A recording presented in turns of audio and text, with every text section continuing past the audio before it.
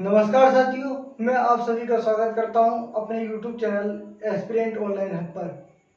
आशा करता हूं कि आप सभी ठीक होंगे और निरंतर अपनी पढ़ाई को गति प्रदान कर रहे होंगे।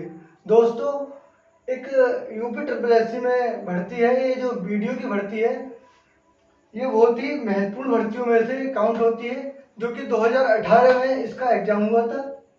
कारणवश ये जो है पोस्टपोन्ड हो गया है कोर्ट के द्वारा, और जो है इसका जो री एग्जाम होना है वो लगभग नवंबर दिसंबर में का सुना जा रहा है कि नवंबर दिसंबर में इसका एग्जाम होने की अच्छी संभावना है।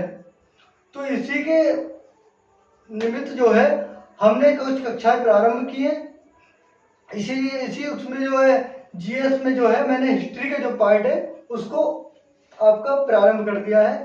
हिस्ट्री का जो लगभग जो पार्ट है वो 7 से 8 क्वेश्चन जो है आपके वीडियो के एग्जाम में आपको देखने को मिल जाएंगे। हमने जो पिछली अपनी क्लास में जो बात की थी जो इतिहास के ऊपर, वो इतिहास का इंट्रोडक्शन दिया था, यानी कि इतिहास के बारे में जाना था और किस तरह और मध्यकालीन भारत के इतिहास को हमने प्रारंभ किया था और किस तरह से हमें मध्यकालीन भारत के इतिहास को पढ़ना है। वो मेजर मैंने जो है अपने हिसाब से 5 मेजर पार्टों में इसको डिवाइड किया है। उसके अनुसार हमको पढ़ना है क्या, मध्यकालीन भारत। तो मध्यकालीन भारत में जो है सबसे पहला जो आता है वो अरब आक्रमण आता है। जैसे कि मैंने यहाँ पे लिखा भी है कि अरबों का आक्रमण। सबसे पहले जो मैंने 5 भागों में इसको डिवाइड किया था मध्यकालीन भारत को, उसमें जो पहला पार्ट पढ़ा है, पढ़ते ही जो मध्यकालीन भारत की जो शुरुआत है वो अरबों के ही आक्रमण से होती है। तो ये अरबों का जो आक्रमण हुआ था वो 712 ईस्वी में हुआ था। 712 ईस्वी में हुआ था। अब जो 712 ईस्वी में जो अरबों का जो आक्रमण हुआ था वो मोहम्मद बिन तुगलक ने किया था। मोहम्मद बिन तुगलक, मोहम्मद बिन तुगलक ने, सॉरी, मोहम्मद बिन कासिम ने। किसने किया था? मोहम्मद बिन कासिम ने। ये जो है सबसे पहला जो आक्रमण किया था वो मोहम्मद बिन कासिम ने किया था। तो ऐसा नहीं है कि अरबों के आक्रमण पहली बार ही हमारे सिंध पर हुए या भारत में सिंध पर बेसिकली आक्रमण हुआ था। तो ऐसा तो नहीं है कि भारत में 712 ही ईस्वी में अरबों का आक्रमण हुआ हो पहली बार, इससे पहले भी आक्रमण हुए हैं। जो 712 का जो आक्रमण है इसके पीछे क्या कारण है कि ये आक्रमण क्यों हुए? अब ऐसा तो है नहीं कि मोहम्मद बिन कासिम को रात में सपना आया और दिन में वो आक्रमण करने निकल गया हो। इसके पीछे कुछ ना कुछ कारण रहे होंगे, तभी ये जो है 712 का आक्रमण हुआ, जिसको अरबों का पहला आक्रमण कहते हैं। सफल भी रहा ये। इसके पीछे क्या कारण थे दोस्तों? चाहे वो अरब हो, चाहे इसके बाद आने वाले तुर्क हो, जो भारत में जो शुरुआत होती है वो अरब, चाहे वो अरब हो या तुर्क हो, वो मुस्लिम आक्रमणकारी हैं। यानी कि भारत में जो आक्रमणों की जो शुरुआत करते हैं वो मुस्लिमों के द्वारा होती है, यानी मुस्लिम आक्रमणकारी यहाँ पे भारत में आते हैं। अब मुस्लिम आक्रमणकारी आते हैं तो ये कहाँ से आते हैं और क्यों आते हैं? सबसे पहले हम जो ये मुस्लिम है इनका हम इतिहास को देखेंगे, यानी कि इस्लाम के इतिहास को देखते हैं। इस्लाम कहाँ से आया, कहाँ इसकी उत्पत्ति हुई, किसने इसकी उत्पत्ति करी, इसको हम देखते हैं। यानी कि आइए जो 712 का जो आक्रमण है उसको पीछे से लिंक करते हुए चलते हैं और सबसे पहले इस्लाम की उत्पत्ति से हम इसको शुरुआत करते हैं। तो इस्लाम की जो उत्पत्ति है बेसिकली ये जो अरब का जो क्षेत्र है, अरब के क्षेत्र में, अरब का जो क्षेत्र है वो पहले एक कबीलाई क्षेत्र हुआ करता था। यानी कि इसमें अलग अलग कबीलों में लोग निवास करते थे और उस कबीले में जो निवास करते थे उसका एक मुखिया हुआ करता था। वो जो मुखिया होते थे वो अपने अपने कबीलों के साथ, अपनी अपनी मान्यताओं के साथ रहा करते थे। यानी कि इन अपने अपने कबीलों में इनमें आपस में झगड़ा हुआ करते थे और झगड़ों के उत्पन्न अपने इसमें ये भी माना जाता है कि अपनी अपनी देवी देवताओं को भी मानते थे। यानी कि अलग अलग कबीलाओं की अलग अलग देवी देवता होते थे, अलग अलग मान्यताएं होती थी। इसी के अनुसार जो कहा जाता है, एक मोहम्मद पैगंबर हुए हैं जिन्होंने इस्लाम धर्म की स्थापना की थी। तो हम कुछ मोहम्मद पैगंबर के बारे में देखते हैं कि इनका जन्म कहाँ हुआ था। मोहम्मद पैगंबर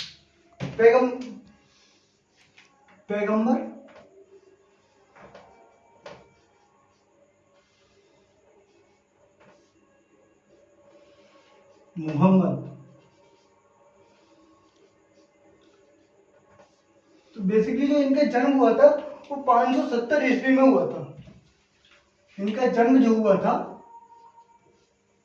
इनका जन्म जो माना जाता है वो 570 ईस्वी में माना जाता है।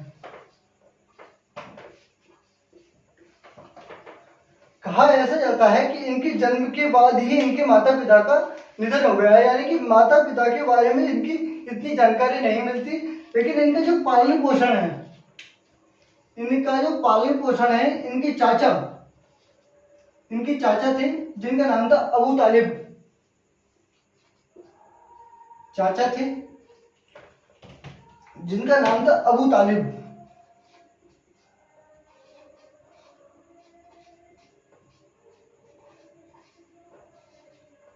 अबू तालिब के द्वारा ही पैगंबर शब्द जो है इनके जो जब हीरा नामक पहाड़ी पर इनको जो एक जिब्राइल नामक व्यक्ति ने इनको जो संदेश दिया था, ये पैगंबर, तो उसके बाद इनके नाम के आगे जुड़ा। पहले जो नाम था वो सिर्फ और सिर्फ मोहम्मद हुआ करता था। तो मोहम्मद का जन्म जो है अरब क्षेत्र में, ये जो है मक्का में इनका जन्म हुआ। जन्म कहाँ हुआ था? मक्का में। मक्का जो कि अरब में पड़ता है, अरब में पड़ता है, वहां पर इनका जन्म हुआ था। और इनके चाचा का नाम क्या था? अबू तालिब इनका नाम था। अब क्या होता है, 40 वर्ष की आयु में, जब इनकी उम्र जो थी 40 वर्ष हुआ करती थी, 40 वर्ष के थे, तो एक बार ये हीरा नामक पहाड़ी पर जाते हैं।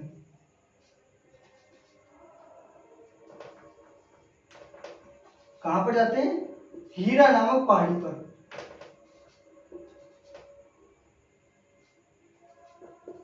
हीरा पहाड़ी पर जाते हैं और हीरा पहाड़ी पर इन्हें जो है जिब्राइल नाम का एक व्यक्ति मिलता है। कौन मिलता है? जिब्राइल।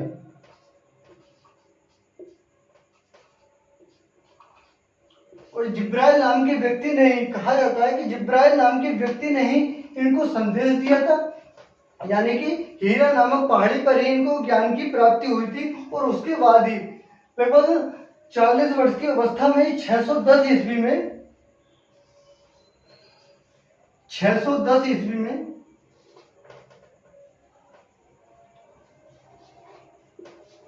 610 ईस्वी में इन्होंने इस्लाम की स्थापना की थी।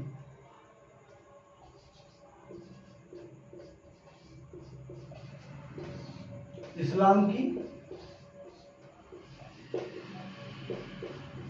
स्थापना की थी। अब जो ये कहां पे हो रही है इस्लाम की स्थापना? इस्लाम की स्थापना हो रही है अरब में। वो भी बेसिकली कहां हो रही है? अरब के रेगिस्तान में। ये इस्लाम की जो स्थापना है वो अरब में हुई है, और अरब में भी अरब के रेगिस्तान में।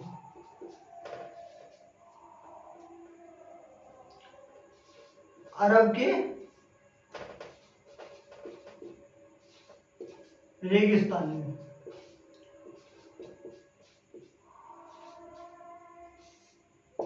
और मैंने जैसे कि आपको बताया था कि अरब के रेगिस्तान में कबीलाई लोग रहा करते थे, और कबीलाई लोग जो थे वो पहले से ही मारकूट में विश्वास करते थे, यानी कि आपस में लड़ाईबाजी ये पहले से ही किया करते थे। अब इनको जो है, जो इस्लाम का जो प्रचार प्रसार है वो अरब क्षेत्र में रहने वाले, जो इस्लाम का जो प्रचार हुआ है आगे, जो यानी कि मोहम्मद साहब ने जो संदेश दिए हैं वो किन लोगों को दिए हैं? इस्लाम के प्रचार की बात करें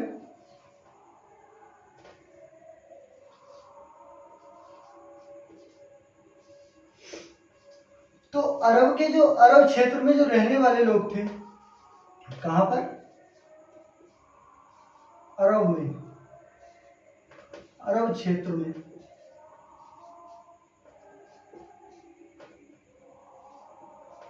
कौन कौन रहा करते थे? ये रहते थे अरबी, यानी कि अरब, तुर्क और ईरानी।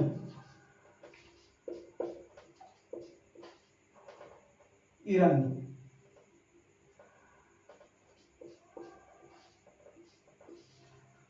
तो अरब, तुर्क और ईरानियों ने ही इस्लाम का प्रचार में अपनी अहम भूमिका निभाई थी। प्रचार प्रसार में इन लोगों की इस्लाम के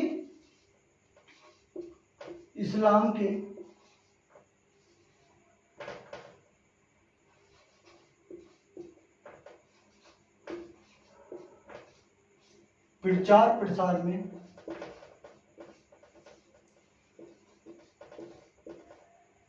अहम योगदान रहा।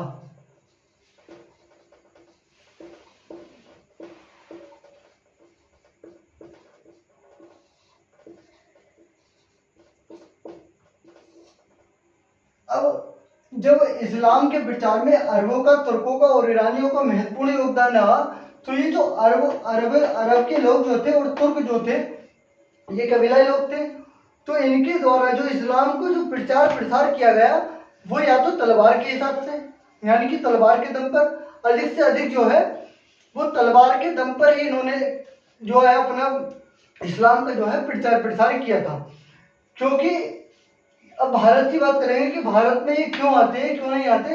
इससे पहले जब एक सेंट्रल एशिया पड़ता है, सेंट्रल एशिया में कि इन्होंने तलवार के हिसाब से वहां पर के तलवार के हिसाब से अपने धर्म का प्रचार किया था। ये साक्ष्य कहाँ से मिलते हैं, तो ये सेंट्रल एशिया में मिलते हैं। यानी कि कुछ इतिहासकारों का कहना है कि ये जो है सिर्फ धर्म के, यानी कि 712 का जो आक्रमण हुआ था, ये सिर्फ पैसे के लिए हुआ था, यानी कि यहाँ पे धन संपदा के लिए हुआ था। लेकिन जो सेंट्रल एशिया का जो क्षेत्र है, जो कि वर्तमान में तजाकिस्तान, तुर्कमेनिस्तान, कजाकिस्तान वाले जो क्षेत्र हैं, इसमें तो वहां पर जब उस समय इतना धन नहीं हुआ करता था, वहां पर जो है सबसे ज्यादा बुद्धिस्ट रहा करते थे। और बुद्धिस्ट जो है एक बहुत शांति प्रिय लोग होते हैं। लेकिन ये तुर्कों ने वहां पर इतना कत्लेआम मचाया था, जो कि पूरी की पूरी, या तो कोई जो जिन्होंने शांति से इस्लाम को स्वीकार कर लिया उनकी तो कोई बात नहीं, लेकिन जिन्होंने इस्लाम को शांति से स्वीकार नहीं किया, उनको तलवार के दम पर मजबूरन इस्लाम स्वीकार करने के लिए मजबूर किया गया। और इसी प्रकार आगे ये अपने इस्लाम के प्रचार प्रसार में लगे रहे, यानी कि तलवार के दम पर भी। और जो अब भारत के परिप्रेक्ष्य में बात करते हैं कि भारत में कब कब और कैसे कैसे और क्यों आते हैं ये।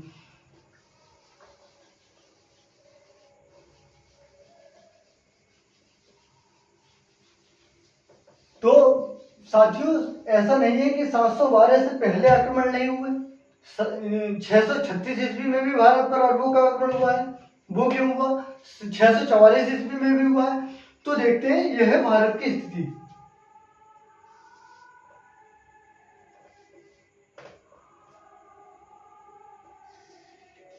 क्यों समझे?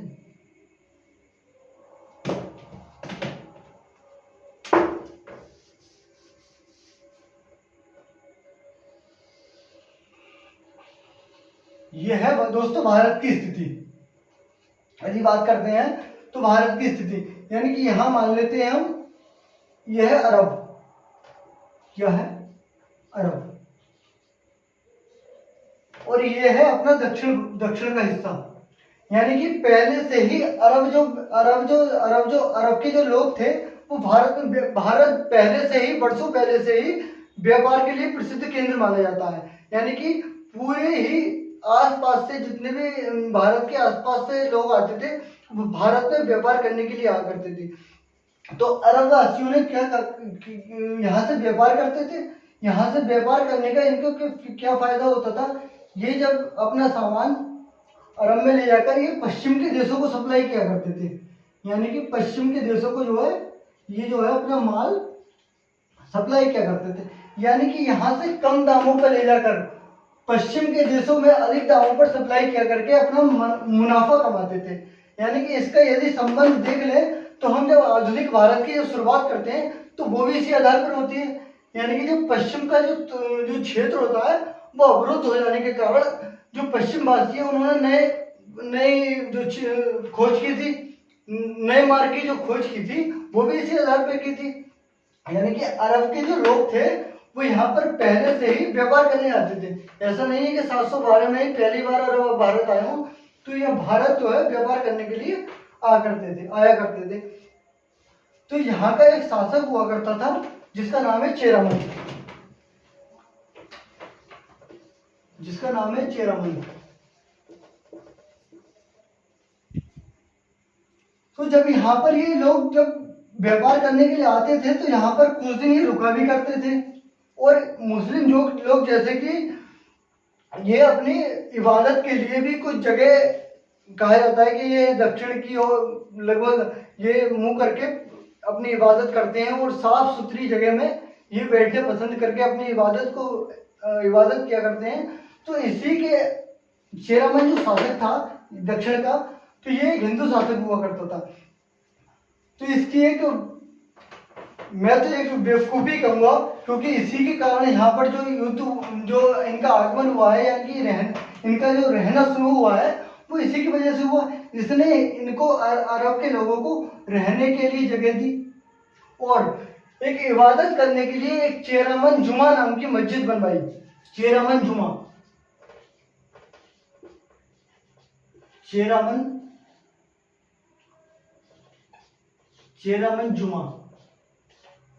चेरामन जुमा नाम की एक मस्जिद बनवाई। यानी कि पूरे भारत की जो पहली मस्जिद बन रही है वो दक्षिण में बन रही है और बिल्कुल नीचे यानी कि दक्षिण भारत में ये बन रही है। और पहली मस्जिद का नाम है चेरामन मस्जिद, चेरामन जुमा मस्जिद। ये ही अब जब यहाँ के लोग जब आते रहे रहते रहे यानी कि इबादत के लिए जगह बनती गई, तो ये इनका जो मेन उद्देश्य था वो तो अपने धर्म का प्रचार प्रसार करना था ही। तो इन्होंने क्या करा, यहाँ की जो महिलाएं हुआ करती थी, लड़की हुआ करती थी, उसको उनसे शादी करना प्रारंभ किया। यानी कि इनकी महत्वाकांक्षाएं बढ़ती गई। धीरे धीरे इनकी महत्वाकांक्षाओं को विस्तार होता गया। अब यहाँ पर ये लोग परिवार बसाकर रहने लगे।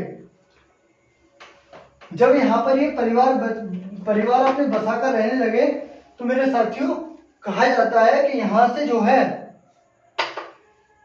अरबवासी जो थे यहाँ से लड़कियों को भी सप्लाई करने लगे थे। यानी कि ये जो सामान ले जाते थे उसके साथ साथ महिलाओं और लड़कियों को भी यहाँ पर ये अरब में सप्लाई करने लगे थे। तो इसी के उसमें देखते हैं जो आक्रमण जो हुए हैं कब कब और कहाँ हुए हैं और किसके कारण क्यों आक्रमण हुए थे। जो सबसे पहला जो आक्रमण हुआ है वो 636 ईस्वी में हुआ है।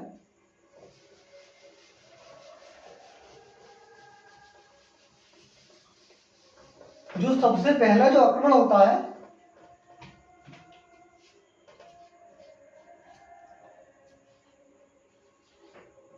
636 ईस्वी में होता है।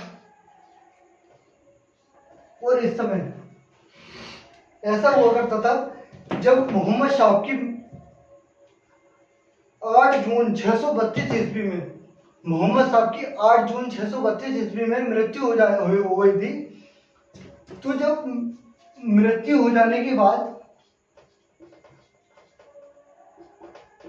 इस्लाम धर्म के प्रचार प्रसार में यानी कि इनका आगे को प्रचार प्रसार कैसे हो, यानी कि किस तरह से इस्लाम आगे बढ़े, ये इस्लाम का जो शिक्षा है वो कौन प्रदान करेगा, इसके ऊपर जो है बड़ी समस्या खड़ी हो गई थी। तो एक इसी समस्या के समाधान के लिए एक इस्लाम में ही खलीफा नामक पद का सृजन किया जाता है। खलीफा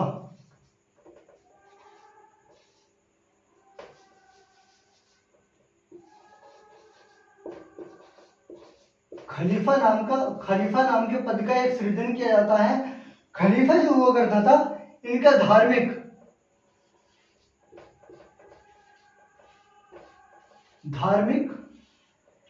व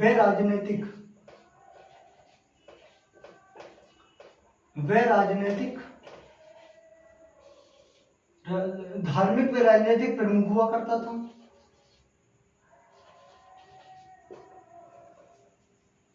इस्लाम धर्म का जो धार्मिक व राजनीतिक प्रमुख हुआ करता था, एक पद का सृजन किया गया, उसका नाम खलीफा रखा गया। इनके जो प्रमुख हुआ खलीफा ही इस्लाम धर्म के यानी कि सारे के सारे मोहम्मद साहब के मृत्यु हो जाने के बाद जो खलीफा था वो ही इस्लाम धर्म में सर्वोच्च माना जाता था। यानी कि इसी के जो नियम हुआ करते थे वो ही इस्लाम को फॉलो किया करते थे, जो इस्लाम को मानने वाले होते थे। और पहला जो खलीफा है प्रथम जो खलीफा हुआ उसका नाम हुआ अबू बकर। अबू बकर, अबू बकर नाम का पहला खलीफा हुआ है। और जो दूसरा खलीफा हुआ है जिसका नाम है उमर, मैंने आपको बताया कि सिर्फ ये बताने का औचित्य मेरा यही था कि इस्लाम में पैगंबर की मृत्यु के बाद जो इस्लाम का कर्ता धर्ता था वो खलीफा हुआ करता था। खलीफा के ही आदेशों को सर्वोच्च मानकर इस्लाम धर्म के जितने भी शासक हुआ करते थे, यानी कि जितने भी सत्ता चलाने वाले होते थे, वो खलीफा के आदेश को ही अल्लाह का आदेश कहते, यानी कि खलीफा का आदेश अंतिम आदेश हुआ करता था, इसके ऊपर कोई नहीं था। तो पहला खलीफा अबू बकर हुआ है और दूसरा खलीफा जो है उमर। उमर के समय ही 636 ईस्वी में पहला आक्रमण होता है भारत पर। पहला आक्रमण होता है और वो भी होता है दक्षिण में, यानी कि चेरामन की एक जरा सी गलती के पीछे चेरामन ने इनको रहने के लिए एक जगह दे दी और इबादत करने के लिए एक चेरामन जुमा नाम की मस्जिद बनवा दी। उसी की गलती का खामियाजा भुगतना पड़ता है। 636 ईस्वी का अटैक होता है और वो कहाँ होता है? वो दक्षिण में ही होगा। वो खलीफा उमर के समय होगा, खलीफा उमर के समय। क्या है भाई? उमर खलीफा हुआ करता था और उमर के समय जो पहला आक्रमण होता है वो मुंबई की ठाणे पर होता है।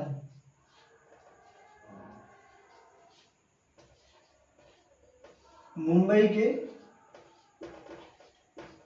ठाणे पर, मुंबई के ठाणे पर पहला आक्रमण होता है। लेकिन साथियों इस समय जो पूरा जो भारत है इसमें राजपूतों की स्थिति इतनी अच्छी है कि इन्होंने इस जो ठाणे पर आक्रमण हुआ है इसको असफल कर दिया। यानी कि भारत के लोगों ने, भारत में जो उस समय शासन कर रहे थे इतने शक्तिशाली और संगठित हुआ करते थे, जो बाद में ये संगठित इनकी शक्ति सब क्षीण हो गई थी। सब अपने अपने बिरादरीवाद में, यानी कि कोई अलग अलग जब पिट रहे थे ये लोग, यानी कि जो कोई एक शासक दूसरे शासक का साथ देने के लिए तैयार नहीं था। लेकिन वर्तमान समय की जो स्थिति थी, सब लोगों ने इस मुंबई के ठाणे पर जो आक्रमण हुआ था इसको असफल कर दिया था। ये इनका आक्रमण जो था असफल रहा था। और दूसरा आक्रमण जो होता है वो 644 ईस्वी में होता है। दूसरा जो आक्रमण है वो होगा 644 ईस्वी में। इस समय जो खलीफा है वो है उस्मान।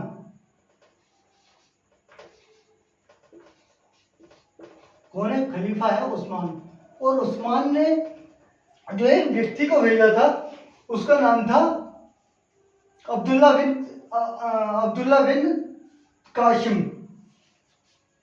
अब्दुल्ला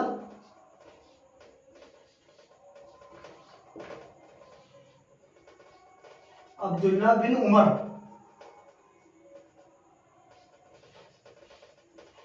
अब्दुल्ला बिन उमर।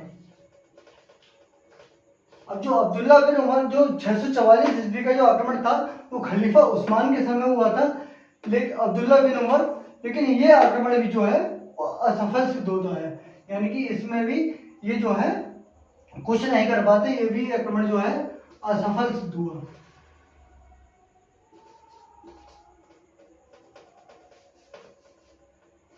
ये भी असफल रहता है। अब बात आती है, हम चलते हैं 712 के आक्रमण पर कि 712 का आक्रमण जो है, मैंने ये आपको बताया कि 712 का ही आक्रमण पहला नहीं है। यानी कि अरब जो है पहले भी भारत में एंट्री ले चुके हैं, वो चाहे दक्षिण में हो। ये जो आक्रमण हुए हैं वो बेसिकली दक्षिण में हुए हैं, लेकिन भारत में ऐसा नहीं है कि 712 ईस्वी का जो आक्रमण है वो पहला आक्रमण हो, ऐसा बिल्कुल नहीं है। अब जो आक्रमण होता है, जो 712 का जो नींव है कि क्या कारण रहा कि 712 ईस्वी में आक्रमण हुआ। 711 की एक घटना है।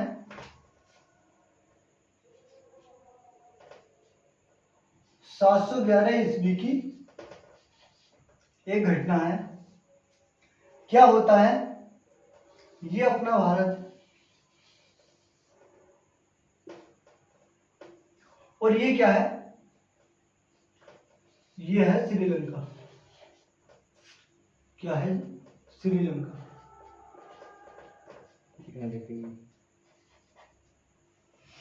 नीचे आपको दिखाई नहीं दे रहा होगा, मैं इसको थोड़ा ऊपर बनाता हूं।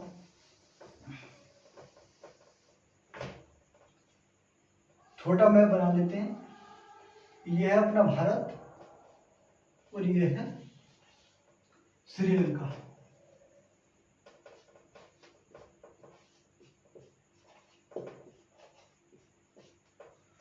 और यहां पर क्या है, यहां पर है बगदाद।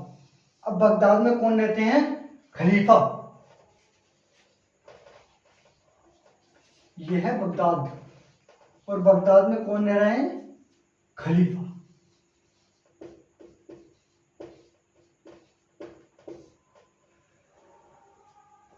क्या होता है दोस्तों, कहा तो ऐसा जाता है कि श्रीलंका से कुछ सामान जाता है।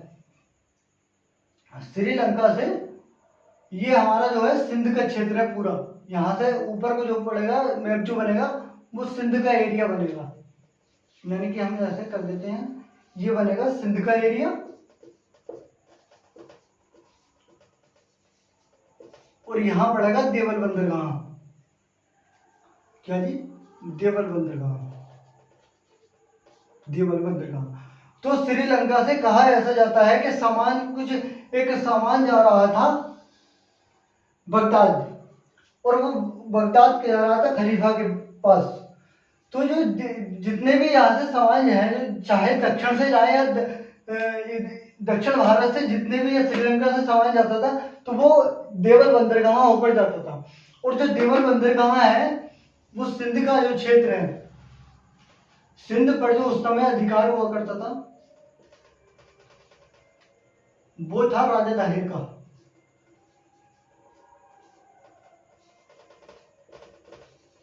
राजा दाहिर का सिंध पर जो अधिकार था वो था राजा दाहिर का और देवल जो है वो राजा दाहिर के ही क्षेत्र में आया करता था। श्रीलंका से कहा कुछ बगदाद के खलीफा के लिए कुछ सामान जाता है तो क्या होता है, देवल के जो बंदरगाह है, देवल के बंदरगाह पर जो सामान है उसको लुटेरे लूट लेते हैं। अब ये जो कड़ी जुड़ रही है वो 712 के आक्रमण से जुड़ रही है और आप इसको ये देखना कि कितनी छोटी सी बात पर आक्रमण करने का तो मौका चाहिए था, क्योंकि भारत में धन संपदा बहुत थी। इनको जो है धन संपदा लेने के लिए भारत आ रहे थे और दूसरा जो प्रमुख इनके जो कारण हुआ करता था इस्लाम धर्म का प्रचार प्रसार करना।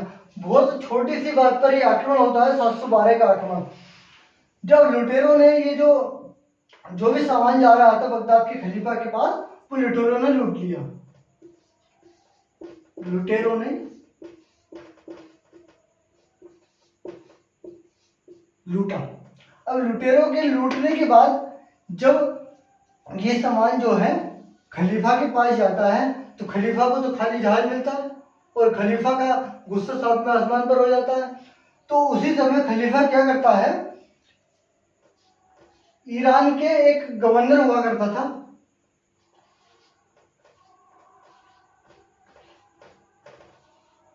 ईरान का गवर्नर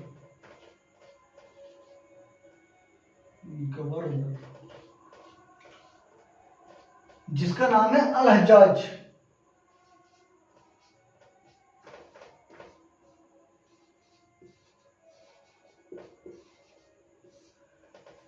खलीफा ईरान के गवर्नर अल हज्जाज को बुलाता है।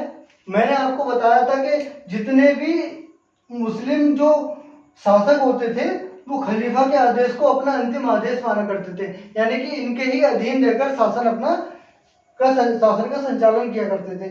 तो बगदाद के खलीफा जब इनको ये स्थिति बताते हैं कि हमारा एक सामान आ रहा था उसको जो है इस क्षेत्र में देवल के लुटेरों ने लूट लिया है, तो ये कहते हैं खलीफा कि जो देवल जो क्षेत्र है वो जिसके भी अंतर्गत आता है उससे हट जाना मांगो, उससे हमारे सामान का हट जाना मांगा जाना चाहिए। हट जाना मांगो। तो अल हज्जाज क्या करता है, अल हज्जाज सिंध के शासक जो देवल कहा था वो सिंध के राजा दाहिर के अंतर्गत आता था। जो सिंध पर जो राजा दाहिर जो शासन कर रहे थे, ये एक ब्राह्मण डायनेस्टी थी, यानी कि ब्राह्मणों का शासन था। जो सिंध पर अंतिम जो शासन हुआ है भारत में, वो राजा दाहिर का ब्राह्मणों का शासन हुआ करता था। अब जब इन्होंने इनसे कहा कि बोले ऐसे ऐसे हमारा सामान जो है वो खलीफा का सामान आपके लुटेरों ने लूटा है, इसका हर्जाना आप दीजिए, तो राजा दाहिर जो है हर्जाना देने से मना कर देते हैं और कह देते हैं कि ये लुटेरे जो थे वो हमारे नहीं थे, हर्जाना देने से मना कर दिया। जब हर्जाना देने से मना करते हैं तो इसकी बात खलीफा को पता चलती है। तो खलीफा जो कहते हैं, खलीफा को पता चलती है और खलीफा हो जाते हैं नाराज। अब क्या होता है, अल हज्जाज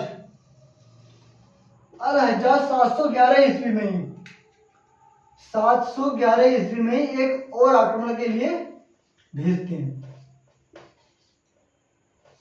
अपने दो बहुत ही विश्वसनीय और बहुत ही योद्धा शासकों को ये भेजते हैं, जिसका नाम है, एक का नाम है बुंदेला और दूसरे का नाम है उबैदुल्ला।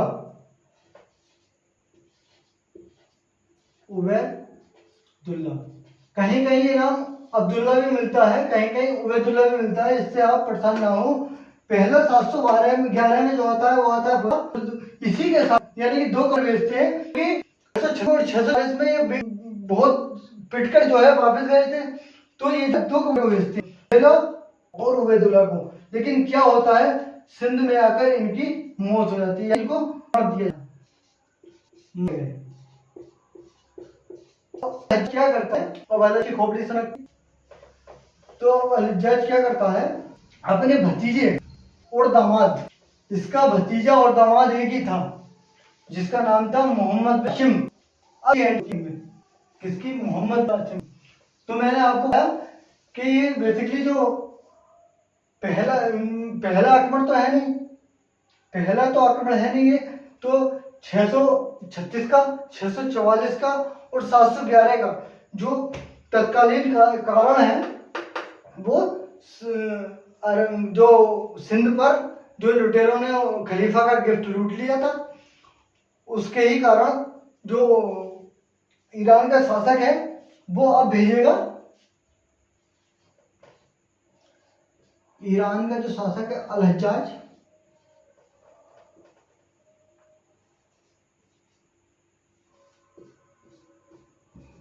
अल हज्जाज अल हज्जाज का है, इसका भतीजा भी है, ये भतीजा और इसका दामाद, जिसका नाम है मोहम्मद बिन कासिम। मोहम्मद बिन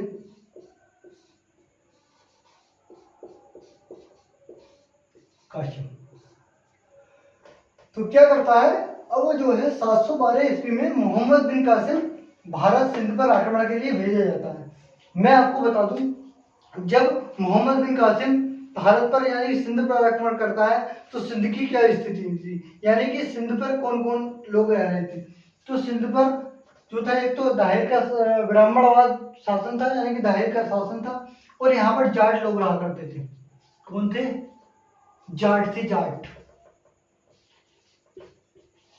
जाट थे, बौद्ध रहा करते थे, यहाँ पर बहुत बड़ी संख्या में बौद्ध रहा करते थे।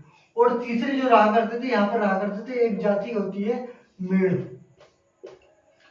यहाँ पर सिंध पर जो है, जो मेजर पार्ट में जो अधिकांश क्षेत्र में जो रहा करते थे वो जाट थे, बौद्ध थे और मेड़ थे। आखिर 712 से पहले मैंने आपको 3 आक्रमण बता दिए, तीनों के तीनों असफल रहे। आखिर ऐसा क्या कारण था जो 712 का आक्रमण ही सफल हुआ, प्रथम आक्रमण सफल आक्रमण क्यों कहलाता है, ये 712 का ही आक्रमण सफल आक्रमण कहलाता है, सफल आक्रमण। तो ऐसा क्या बात थी जो ये आक्रमण सफल रहा। मैं आपको बता दूं भाई दोस्तों कि भारत में जो है जब जब भी आक्रमण हुए हैं तो वो भारत की ही गलती हुई है, और भारत की गलती से ही वो लोग भारत में स्थापित हो पाए। यानी कि आप अब अरबों का आक्रमण ले लो, चाहे तुर्कों का ले लो, चाहे मुगल ले लो, चाहे आप आधुनिक भारत के इतिहास जब पढ़ेंगे तो प्लासी का भी युद्ध देखेंगे। यानी कि कहा जा सकता है कि जयचंदू की कमी नहीं थी भारत में। जब इसने आक्रमण किया था तो बहुत बड़ी मात्रा में सिंध पर जाट, बौद्ध और मेड़ जो है वो रहा करते थे। इनकी गलती नहीं, यानी कि जब इनका क्षेत्र एक बहुत बड़ी समस्या से गुजर रहा था, यानी कि विदेशी ने एक आक्रमण कर दिया था। ऐसा था जब विदेशियों ने इन पर आक्रमण कर दिया था, लेकिन ये क्या थे, ये राजा दाहिर से नाराज भी रहा करते, नाराज थे। अब नाराज रहने का कारण एक हो सकता है क्योंकि प्राचीन समय में जो है जो ब्राह्मणवाद था वो अपना जो है प्रसार भी करते थे ब्राह्मण। जो ऐसा इतिहासकारों का कहना है कि जो नाराज थे राजा दाहिर से, वो इसी कारण से नाराज हुए होंगे कि जो राजा दाहिर है वो इन्हें परेशान करता होगा। लेकिन एक दिन या 2 दिन की ये परेशानी थी क्योंकि अपना ही तो परेशान कर रहा था ना। लेकिन इनकी क्या गलती रही, इनकी भी इतनी बड़ी गलती रही कि इन्होंने जब राजा दाहिर के ऊपर जब आक्रमण हुआ, इन्होंने शासन साथ नहीं दिया उसका। इसका हट जाना भी इनको बाद में भुगतना पड़ा क्योंकि उनका जो मेन औचित्य था वो इस्लाम धर्म का प्रचार प्रसार करना था। जो उनका उद्देश्य था वो इस्लाम धर्म का प्रचार प्रसार करना था। यहाँ तक कि जो बौद्धिस्ट थे इन्होंने भी राजा दाहिर का साथ नहीं दिया था। यानी कि जिन जिन क्षेत्रों में ये कासिम आक्रमण करने जाता था, मैं भी आपको बताऊंगा कहाँ कहाँ किस किस प्रकार इन्हें आक्रमण किए हैं। तो जिन जिन क्षेत्रों में ये आक्रमण करने जाता था उसमें जाट, बौद्ध, मेड़ इसका स्वागत करते थे। किसका? कासिम का। क्यों? राजा दाहिर के विरोध में, सिर्फ और सिर्फ राजा दाहिर के विरोध में उनका ये लोग शासन किया करते, वो स्वागत करते थे। अब देखते हैं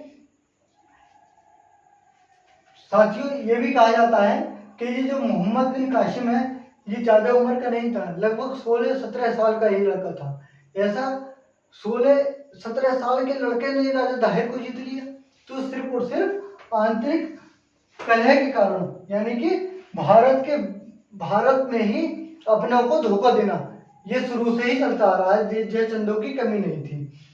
यदि जाट, बौद्ध, मेड़ राजा दाहिर का शासन साथ दे देते तो आज भारत की ये दशा नहीं होती, यानी कि ये आक्रमण नहीं होता, शायद ये आक्रमण रुक जाता।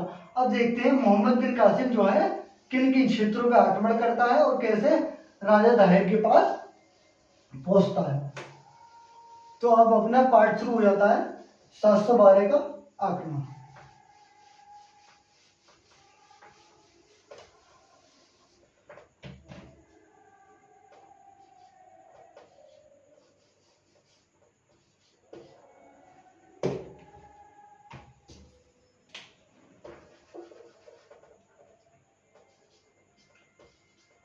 सात सौ बारह का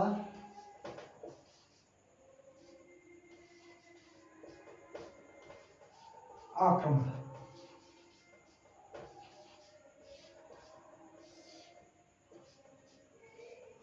मोहम्मद बिन कासिम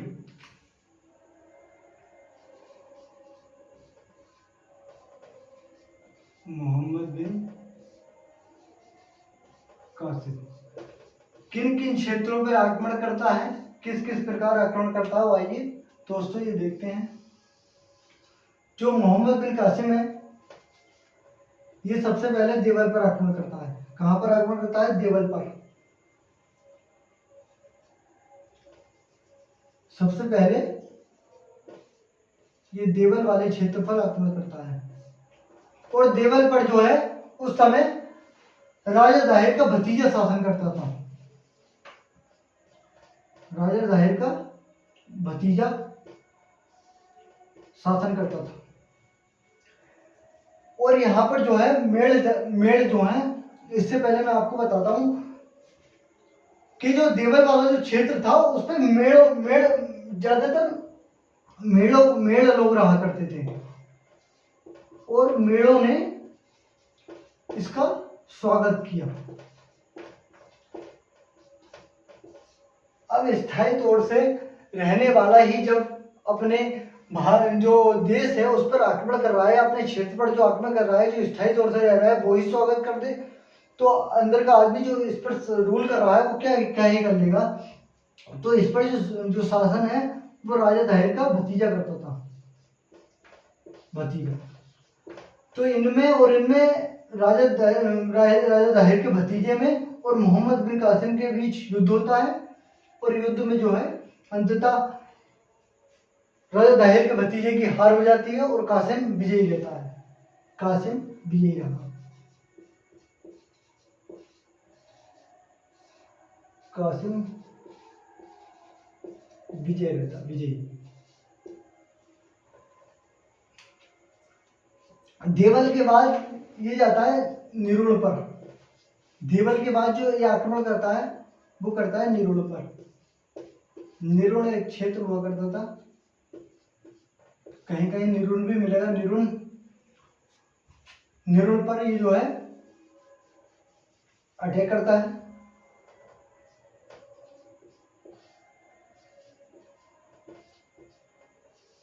निरुल पर जो है जाटों ने इसका स्वागत किया था, जाटों ने स्वागत किया।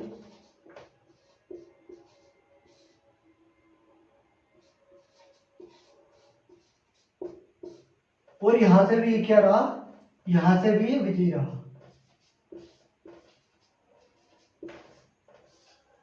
निरुल के बाद ये पहुंचता है सेवन। निरुल के आगे पहुंचता है सेवन में।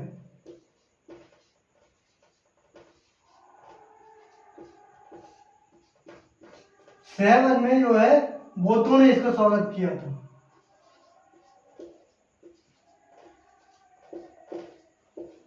बौद्धों ने स्वागत किया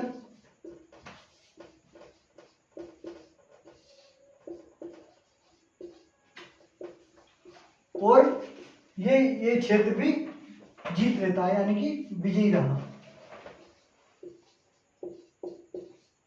और आगे जो ये आगे आगे चलता है,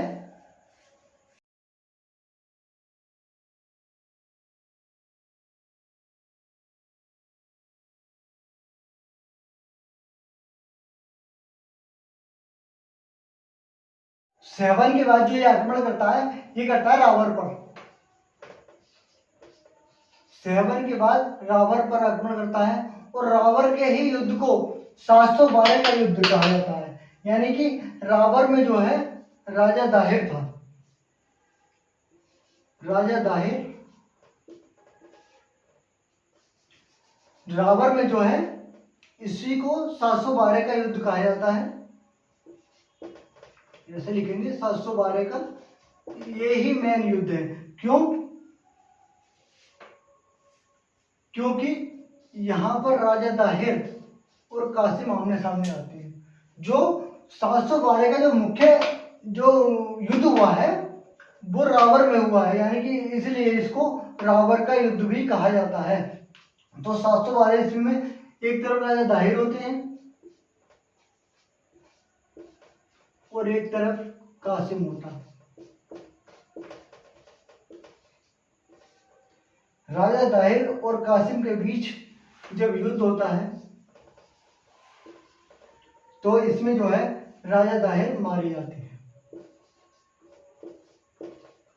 राजा दाहिर मारे जाते हैं और कासिम की क्या होती है, विजय होती है, कासिम विजयी रहता है।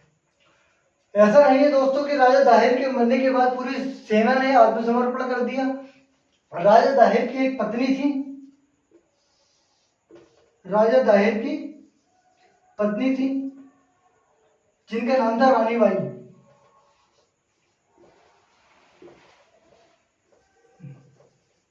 राजा दाहिर की एक पत्नी हुआ करती थी, इनका नाम था रानी बाई।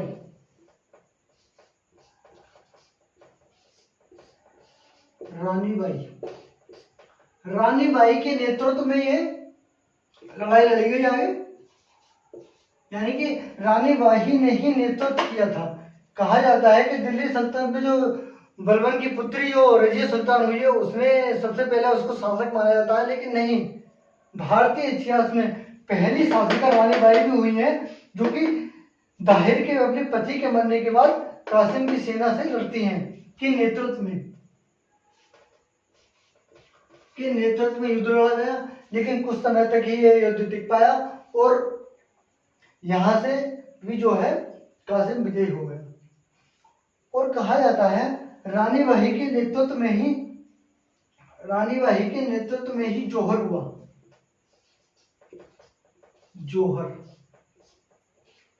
जौहर जो रानी बाई के नेतृत्व में जितनी भी महिलाएं थीं उन्होंने जौहर किया, यानी कि जौहर के जो साक्ष्य मिलते हैं, साहित्यिक साक्ष्य तो हमें रणथंभौर से मिलते हैं, लेकिन यहाँ से भी हमें जो रानी बाई थी, दाहिर की पत्नी थी, उन्होंने जौहर किया था।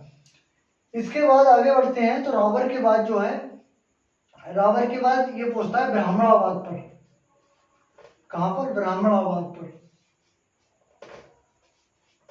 एक जगह पड़ती है भी सिंध में, ब्राह्मणाबाद।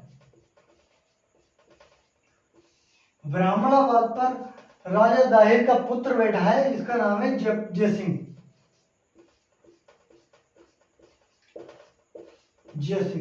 जयसिंह और कासिम के मध्य युद्ध होता है और अंत में जयसिंह की जो है वो मृत्यु हो जाती है और यहां से भी कासिम जो है विजयी रहता है। कासिम विजयी रहा। अब जो है ब्राह्मणाबाद के बाद जब ये आगे बढ़ता है तो ये जो सिंध की राजधानी थी जिसका नाम है आरवोर। सिंध की राजधानी है आरवोर। सिंध की राजधानी आरवोर पर आक्रमण करता है और इसको जीत लेता है। अंत में यानी कि ब्राह्मणाबाद का सिंध पे से अंत हो जाता है और ये इनकी राजधानी को भी अपने कब्जे में ले लेता है। तो 712 का जो आक्रमण है वो सबसे पहले देवल पर करता है, देवल के बाद निरुल सहवाद पर पहुंचता है। रावर में राजा दाहिर और कासिम के मध्य युद्ध होता है जिसमें राजा दाहिर मारे जाते हैं और कासिम विजयी रहता है। उसके बाद वो ब्राह्मणाबाद पहुंचता है। ब्राह्मणाबाद के बाद जो सिंध की राजधानी हुआ करती है आरोर, ये वहां पर एंट्री लेता है और वहां पर भी इसको विजय प्राप्त हो जाती है। इसके बाद जो ये 712 के बाद एक सिंध का बहुत महत्वपूर्ण नगर है जिसका नाम हुआ करता है मुल्तान। मुल्तान सिंध का बहुत महत्वपूर्ण नगर है, यानी कि यहाँ पर एक व्यापारी लोग ही रहा करते थे इस पर। ये बहुत ही धन और संपदा से वैभवशाली नगर माना जाता है। तो थोड़ा सा इसको भी देख लेते हैं कि 713 में जो है इसने मोहम्मद बिन कासिम ने 713 पर मुल्तान पर आक्रमण किया और उसके बाद जो है इसने सिंध को क्या क्या किस किस तरह से इन्हें भारत से सीखा, अरबों ने भारत से क्या सीखा, क्या क्या इन्होंने कौन कौन सी मुद्राएं चलाई, किस नगर की स्थापना की थी, उसको देखेंगे। उससे पहले 713 में जो है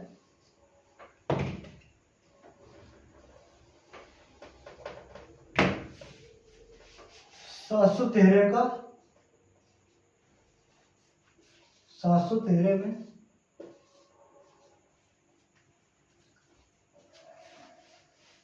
मुल्तान पर आक्रमण किया था। किस पर? मुल्तान पर आक्रमण किया और मुल्तान से इसको, मैंने जैसे कि आपको बताया, मुल्तान में व्यापारी लोग रहा करते थे। व्यापारी लोग रहा करते थे और व्यापारी लोग जो थे ये बहुत ही अमीर हुआ करते थे, अपने पास धन संपत्ति सोना चांदी। कहा जाता है इसको सबसे ज्यादा यहाँ से सोना चांदी प्राप्त हुआ था, धन के साथ साथ धन तो प्राप्त हुआ था, लेकिन मुल्तान से जो है सोना चांदी इसको बहुत अधिक मात्रा में प्राप्त हुआ था, इसीलिए इसको स्वर्ण नगर के नाम से जाना जाता है। यानी कि जो मोहम्मद बिन कासिम ने उसका नाम दिया था वो स्वर्ण नगर नाम दिया, स्वर्ण नगर। स्वर्ण नगर जो है वो मोहम्मद बिन कासिम ने मुल्तान का नाम स्वर्ण नगर रख दिया। अब हम देखते हैं कि अरबों ने भारत में क्या क्या स्थापित किया, क्या कौन कौन से सिक्के चलाए थे, क्या क्या भारत से सीखा। तो भारत में जो है सिंध में एक महफूजा नामक नगर की स्थापना की। महफूजा नामक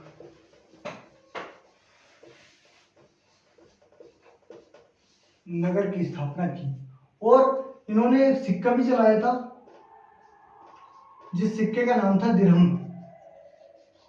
सिक्का चलाया जिसका नाम हुआ करता था दिरहम।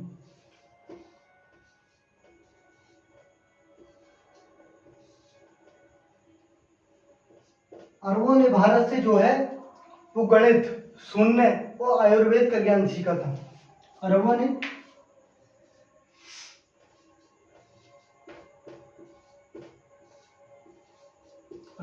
भारत से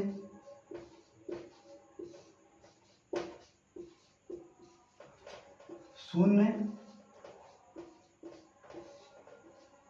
गणित और आयुर्वेद का ज्ञान लिया।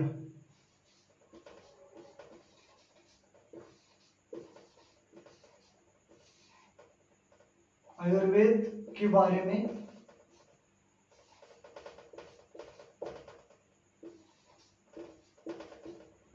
जाना। साथियों, जो मैंने कहा था कि अरब पर जाट, बौद्ध और मेड़ शासन किया करते थे, अब उनकी बात करते हैं। तो इसने मोहम्मद बिन कासिम ने सिंध पर जो है जबरदस्ती, जैसा कि मैंने बताया था, ये मुस्लिम धर्म का प्रचार प्रसार करने के लिए मोस्टली निकले थे, तो इन्होंने सिंध में रहने वाले लोगों के साथ भी ऐसा ही करा।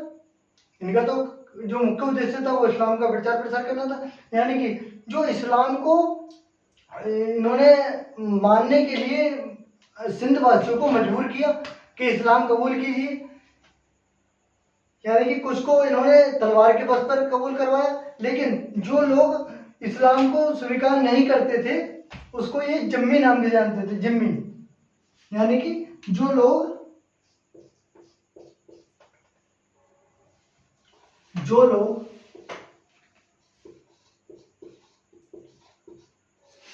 इस्लाम स्वीकार नहीं करते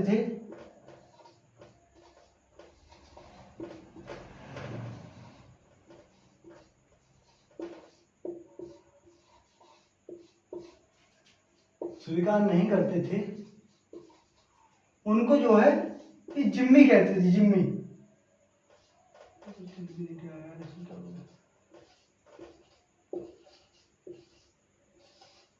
जो लोग इस्लाम को स्वीकार नहीं करते थे उसको कहा करते थे ये जिम्मी। यानी कि जिम्मी कौन होते थे? गैर मुसलमान तो ये इतिहासकारों ने एक खामा का ड्रामा ही इतिहास में लिख के चले गए।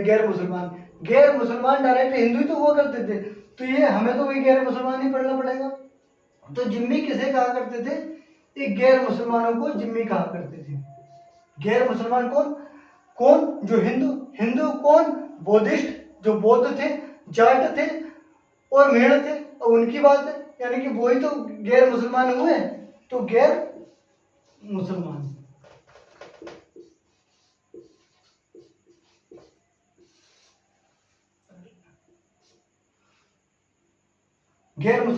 और ये जो गैर मुसलमान हुआ करते थे उनसे जो है ये जजिया वसूला करते थे। जजिया करके जो शुरुआत है वो यहीं से होती है, जजिया वसूला करते थे। यानी कि गैर मुसलमान, यानी कि डायरेक्टली हिंदू कह सकते हैं कि हिंदुओं से ये जजिया वसूला करते थे। अब जो है, और जो जजिया नहीं देता था वो कन्वर्ट हो जाता था, यानी कि बौद्ध जो थे या बौद्ध माने या जाट माने, या तो जो उन्होंने जजिया देना पसंद मंजूर किया या फिर वो कन्वर्ट हो गए। और ये जो जजिया है ये बहुत पेपरों में पूछा जाता है कि सर्वप्रथम जजिया की शुरुआत कहाँ से होती है। तो जजिया की जो शुरुआत है सर्वप्रथम सिंध से हुई। शुरुआत जो सिंध से हुई, और किसने करी? मोहम्मद बिन कासिम ने। मोहम्मद बिन कासिम ने। तो ये डायरेक्टली पेपरों में पूछा जाता है कि जजिया जो है सर्वप्रथम भारत में किसने लागू किया था। तो जजिया सर्वप्रथम मोहम्मद बिन कासिम ने लागू किया था।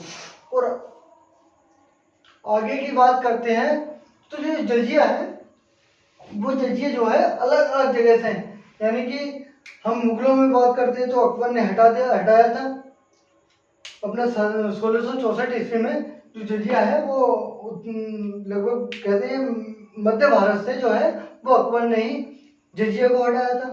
दक्षिण में बात करते हैं तो हसन गंगू की यदि बात करते हैं, हसन गंगू एक शासक हुआ है, उसने दक्षिण भारत से हटाया था। लेकिन जो अकबर ने जो मध्य भारत से जो ये जजिया हटाया था वो आगे चलकर औरंगजेब ने फिर से लागू कर दिया था।